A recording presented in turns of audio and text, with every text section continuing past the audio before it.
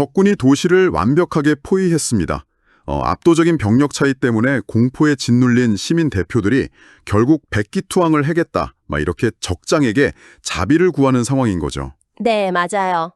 조공도 바치고 우리가 노예가 될 테니까 제발 목숨만은 살려달라 이렇게 간청을 하는 겁니다. 그렇죠. 그런데 이때 승리를 확신한 적장이 아주 섬뜩하고 기괴한 조건을 내걸어요. 좋다. 항복은 받아주마. 단, 너희 모든 사람의 오른쪽 눈을 파내야만 조약을 맺어주겠다. 이러는 겁니다. 진짜 잔혹하죠. 그렇게 해서 너희 국가 전체를 영원히 모욕거리로 만들겠다는 아주 끔찍한 선전포고를 한 거예요. 세상에 오른쪽 눈을 다 파내라고요?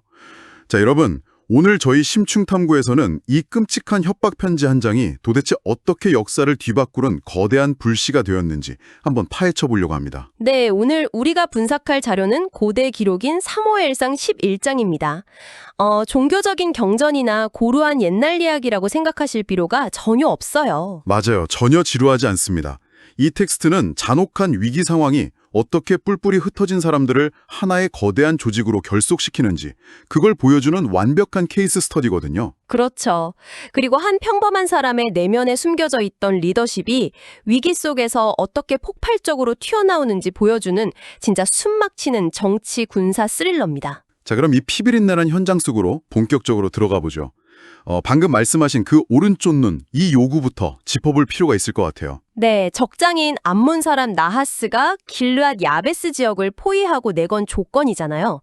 이게 얼핏 보면 그냥 승자의 단순한 가학성이나 잔혹함 정도로 보일 수가 있어요. 사실 저도 처음 읽었을 때는 와, 이 사람 진짜 사이코패스 아닌가 이런 생각부터 들었거든요. 충분히 그렇게 보이죠.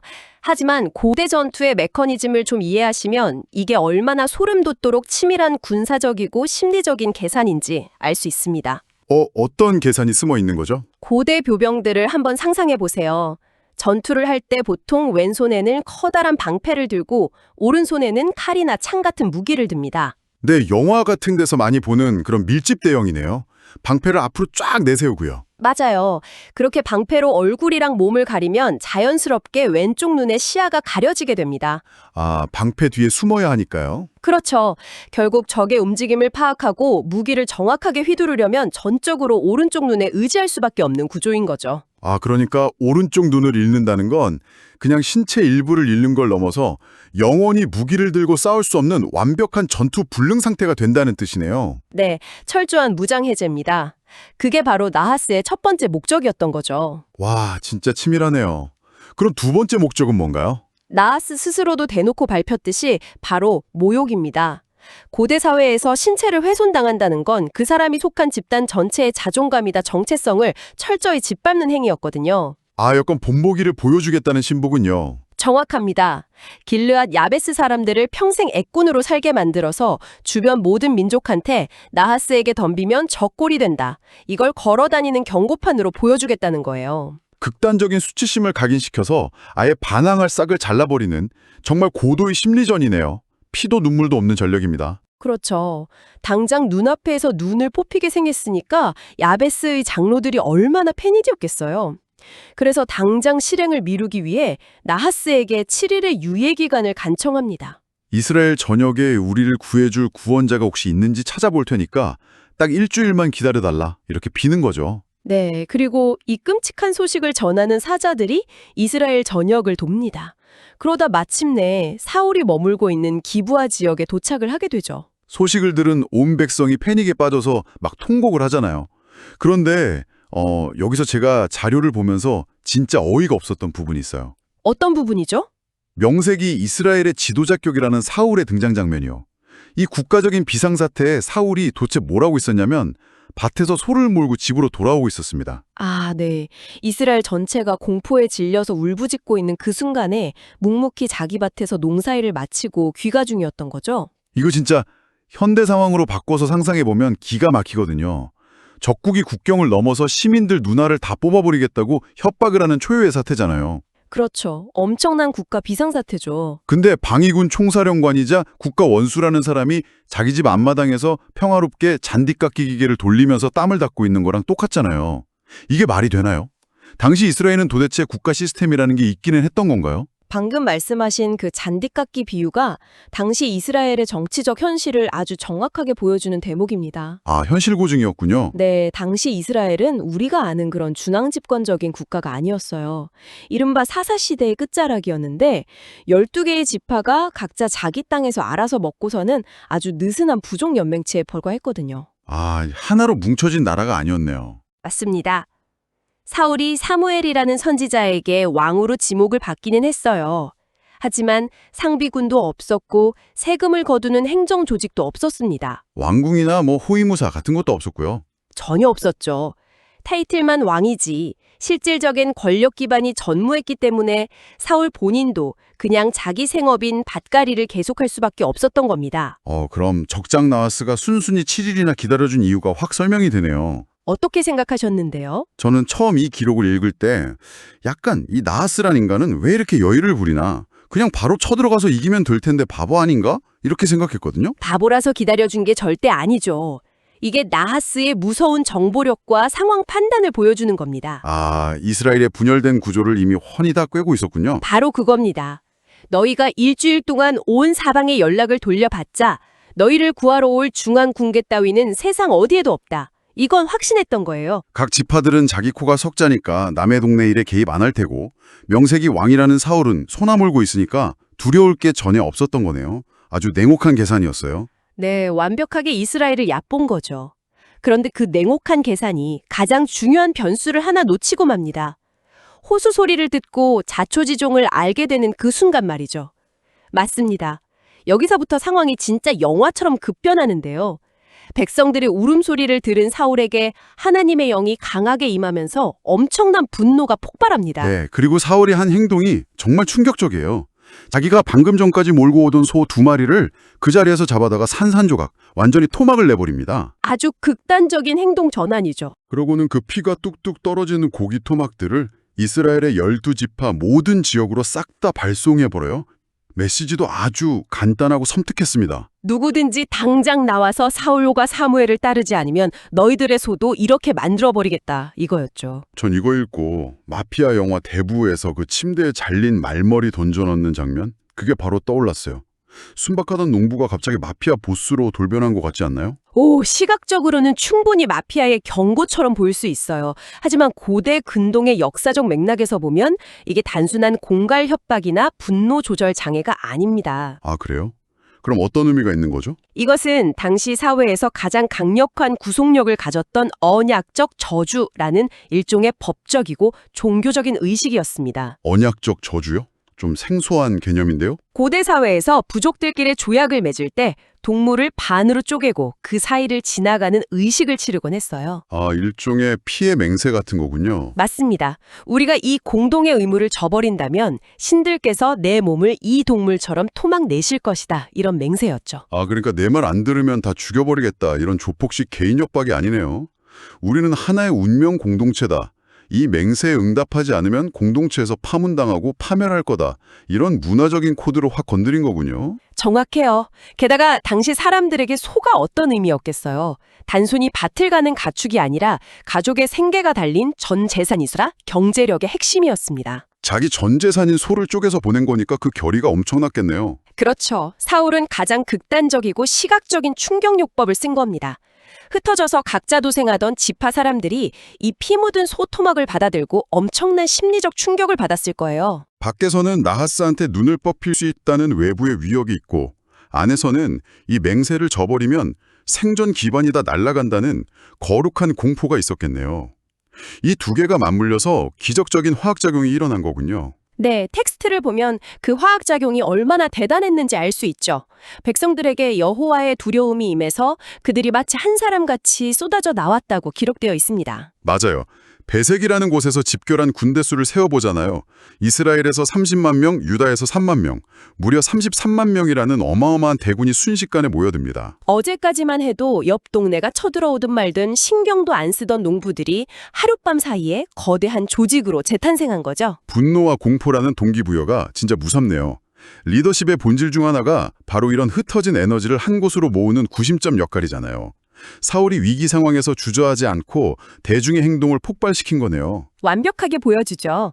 자, 군대는 모였고 이제 반격할 시간입니다. 사울이 포유된 야베스 사람들에게 전령을 보냅니다. 네, 내일 해가 뜨거워질 때쯤 너희는 구원을 받을 것이다 이렇게 전하죠. 근데 이 소식을 들은 야베스 사람들의 대처가 와, 이거 진짜 걸작이에요. 적장 나하스에게 가서 아주 대담한 통보를 하죠. 네, 내일 우리가 당신들에게 나아갈 테니 당신들 눈에 좋을 대로 우리에게 다 행하십시오 이러잖아요.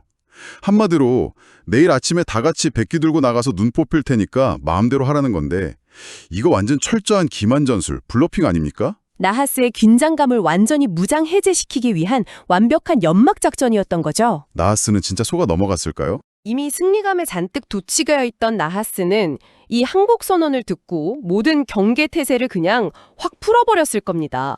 이스라엘이 연합군을 조직할 일 없다는 자기만의 확증 편향에 단단히 갇혀 있었으니까요. 아, 너무 오만해서 눈이 멀었던 거군요. 그런데 여기서 제가 좀 딴지를 걸고 싶은 게 있어요. 네, 어떤 부분이죠? 전략이나 블러핑은 그렇다 치고 이 전투의 물리적인 디테일이 솔직히 잘 납득이 안 갑니다. 기록에 보면 33만 명의 군대가 밤새 이동해서 새벽에 적진 한가운데로 침투했다고 나오잖아요. 네, 부대를 세 대로 나누어서 사방에서 기습했다고 되어 있죠. 잠깐만요. 무전기도 없고 나침반도 없고 야간 투시경도 없던 고대 시대잖아요.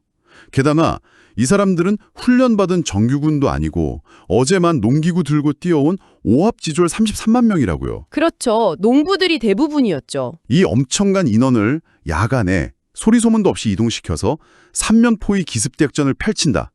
이게 물리적으로 가능한 일인가요? 과장이 좀 섞인 거 아닌가요? 훌륭한 의문입니다.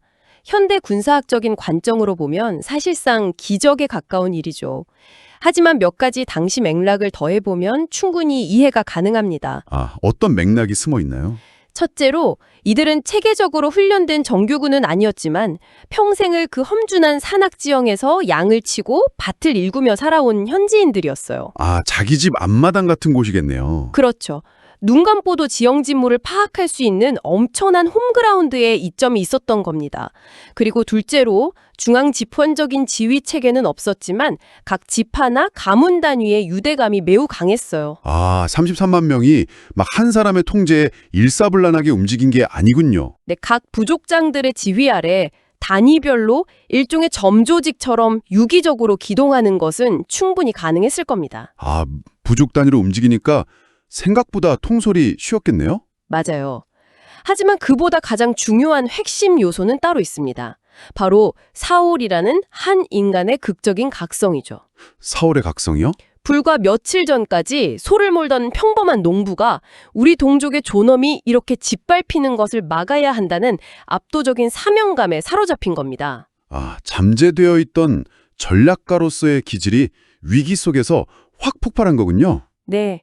자신이 짊어진 책임의 무게를 뼛속 깊이 자각한 리더가 뿜어내는 그 집중력은요, 종종 수십 년의 군사훈련을 뛰어넘는 결과를 만들어내기도 하거든요. 아드레날린과 사명감으로 똘똘 뭉친 그 33만 명의 대군이 완전히 경계를 풀고 골아떨어져 있던 암문 진영을 새벽에 덮친 상황을 상상하니까 와, 진짜 소름이 돋네요. 말 그대로 살육전이 벌어졌겠죠.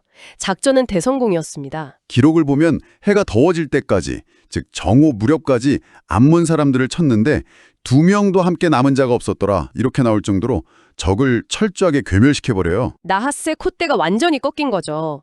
포위당에서 벌벌 떨던 야베스 사람들도 완벽하게 구출되었고요. 평생을 주변 강대국들한테 억눌려 살던 이스라엘 백성들이잖아요. 근데 33만 명이나 모여서 이런 통쾌한 대승을 거두었으니 아마 전장에 퍼진 도취감과 그 흥분은 상상을 초월했을 것 같아요. 맞습니다. 군중 심리가 폭발할 수밖에 없는 아주 위험하면서도 아슬아슬한 타이밍이죠. 바로 그 지점입니다. 진짜 흥미로운 드라마는 사실 전투가 끝난 직후 이 피비린내라는 전쟁터 한복변에서 벌어집니다. 외부의 거대한 적을 물리치자마자 흥분한 군중들의 시선이 갑자기 다른 곳을 향하죠. 네, 그 시선이 바로 내부로 향합니다. 백성들이 선지자 사무엘에게 막 몰려가서 이렇게 외쳐요. 예전에 사울이 어찌 우리를 다스리겠느냐며 그를 비웃고 반대했던 놈들이 누굽니까? 그 배신자 놈들을 당장 끌어내십시오. 우리가 오늘 다 죽여버리겠습니다. 막 이러거든요. 전형적인 마녀 사냥의 메커니즘이 작동하기 시작한 겁니다. 피냄새를 맡은 군중들이 그 폭력적인 에너지를 해소할 희생양을 찾는 거군요. 맞아요. 특히 지금 사울의 권위가 하늘을 찌르고 있잖아요.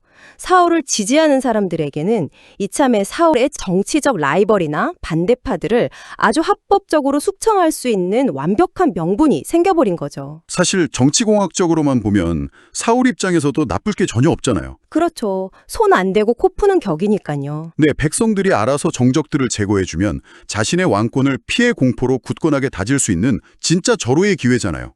그런데 방금 전까지 무자비하게 적을 도륙했던 이 분노의 사령관 사울이 흥분한 군중들 앞에서 완전히 뜻밖의 선언을 합니다. 칼을 거두라고 명령하죠. 네, 이날에는 사람을 죽이지 못할 것이다. 여호와께서 오늘 이스라엘 중에 구원을 베푸셨기 때문이다. 이렇게 딱 잘라 말하면서 군중의 살기를 강칼에 제압해버려요. 피해 보복을 그 자리에서 멈춰 세운 겁니다. 사무엘상 11장 전체를 통틀어서 가장 위대한 리더십의 순간이 바로 이 장면이라고 할 수 있습니다. 전투에서 이긴 것보다 더 대단한가요? 그럼요.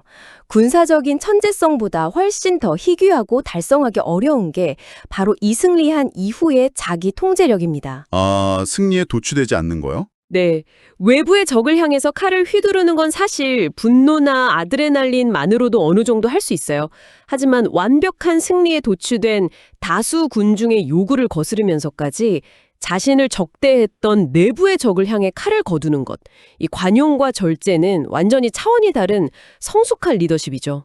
생각해보니까 진짜 소름이 돋네요. 불과 며칠 전에는 자기 소를 토막내면서 온 백성을 공포로 몰아넣었던 사람이잖아요. 극단적인 방법을 썼었죠. 근데 이제는 권력을 딱 쥐자마자 피해 파티를 벌이려는 백성들에게 오히려 브레이크를 걸고 있어요. 언제 엑셀을 밟아야 할지, 언제 브레이크를 밟아야 할지 이 권력의 속성을 사울이 본능적으로 깨우친 것 같아요. 사울은 정확히 직감했던 겁니다.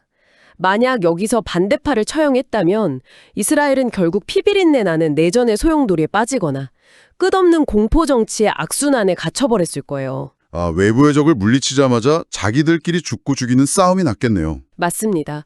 그래서 그는 이 놀라운 승리가 자기 개인의 사적인 복수나 권력 강화를 위한 도구가 아님을 명확히 선언한 겁니다. 분열되어 있던 이스라엘 전체를 하나로 묶어낸 공동의 구원 사건으로 의미를 신화시킨 거죠. 와, 내부를 향한 칼을 스스로 거두어 들일 때 비로소 진정한 권력이 완성된다는 걸 완벽하게 보여준 셈이네요. 그렇죠. 그래서 선지자 사무엘이 아주 재빠르게 이 모멘텀을 이어봤습니다. 네, 사무엘이 백성들에게 오라, 우리가 길갈로 가서 나라를 새롭게 하자 이렇게 제안을 하잖아요. 이 엄청난 흥분과 통합의 에너지를 그냥 한 번의 축제로 끝내는 게 아니라 제도적인 틀 안으로 끌어들이는 겁니다. 아, 드디어 국가다운 국가가 되는 건가요? 네. 모든 백성이 길갈로 모여서 사울을 정식으로 왕으로 추대하고 하나님 앞에서 화목제를 드리면서 다 함께 크게 기뻐합니다. 결국 그 끔찍했던 눈 뽑기 협박 사건의 결말이 오합지졸 부족 연맹체가 온전한 체제를 갖춘 하나의 굳건한 국가로 탄생하는 거대한 대관식으로 막을 내리게 되네요. 길갈에서의 이 의식은 사울의 리더십이 단순한 개인적인 카리스마나 군사적 무력을 뛰어넘었다는 걸 의미해요. 모든 백성이 진심으로 동의하는 합법적이고 영적인 정당성을 획득했다는 거죠. 길그랏 야베스의 시민들이 눈을 잃을 뻔했던 그 절체절명의 위기가 없었다면 불가능했겠네요. 역설적이죠. 그 위기가 잠자고 있던 사울이라는 리더를 일깨웠고 서로 남남처럼 지내던 12지파를 진정한 하나의 왕국으로 용접해버린 가장 강력한 촉매제라 된 겁니다. 자, 청취자 여러분, 오늘 우리는 사무엘상 11장이라는 텍스트를 통해서 정말 롤러코스터 같은 서사를 함께 탐험했습니다. 아주 다이나믹했죠. 묵묵히 밭을 갈던 한 평범한 농부가 있었어요. 오른쪽 눈을 뽑아버리겠다는 적의 잔혹한 위협 앞에서 그는 도망치거나 숨지 않았습니다. 오히려 언약적 저주라는 극단적인 방법으로 분노를 터뜨리면서 산산조각 나 있던 33만 명의 사람들을 단숨에 하나의 군대로 규합해냈죠. 네. 그리고 야간 행군과 새벽 기습이라는 기적 같은 전술로 완벽한 승리를 쟁취해냈습니다. 거기다 승리에 도취된 군중의 살기 앞에서 아주 냉정하게 칼을 거두어 들이는 관용까지 베풀었어요. 그렇게 마침내 모두에게 인정받는 진정한 왕좌에 올랐습니다. 영웅의 탄생 과정이죠. 지금 이 방송을 들으시며 일상을 살아가는 여러분 역시 직장이나 조직 혹은 개인적인 삶에서 정말 피하고 싶은 최악의 위기나 불합리한 위협을 마주할 때가 있으실 겁니다. 네, 누구에게나 그런 순간이 오죠. 자, 그 숨막히는 압박감이 다가올 때 오늘 우리가 나눈 사울의 이야기를 꼭 한번 떠올려 보셨으면 좋겠어요. 어쩌면 그 위기야말로 모든 걸 무너뜨리는 재앙이 아니라 여러분 내면 깊숙이 잠들어 있던 리더십의 본능을 끄집어내는 계기가 될 수 있거든요. 맞아요. 위기가 영웅을 만든다는 고전적인 명제가 그냥 문명론적인 이야기가 아닙니다. 뼈를 깎는 결단, 치밀한 심리전, 그리고 승리의 순간에 발휘되는 고도의 정치적 절제력을 통해서 현실화된다는 걸 오늘 깊이 있게 들여다볼 수 있었네요. 자, 그럼 오늘 심층 탐구를 마치면서 여러분이 일상으로 돌아가 스스로에게 던져볼 만한 조금은 도발적인 질문을 하나 남겨드리겠습니다. 기대되는데요. 사울은 이 극심한 위기 속에서 기적 같은 능력을 발휘했고 반대파마저 끌어안으며 아주 위대한 왕으로 등극을 했습니다. 하지만 이제 전쟁은 끝났어요. 평화가 찾아왔죠. 네, 사울은 권력의 달콤한 맛을 보았고 30마리 넘는 거대한 군대를 움직일 수 있는 힘을 손에 쥐었습니다.